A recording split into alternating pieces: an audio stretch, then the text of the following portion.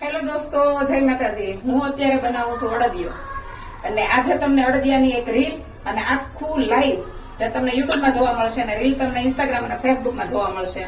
તો ચલો તમને બતાવું અડદિયાની રીત અને મેં કયું વસ્તુ કેટલી લીધી છે એ પણ।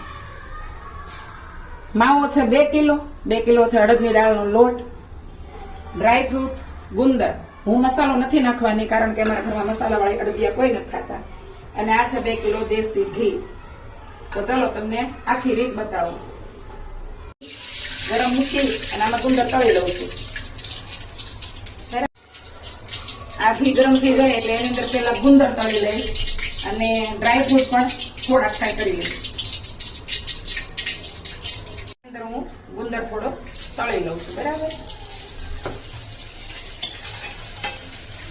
અને ગુંદર અલગથી ફુલાવીને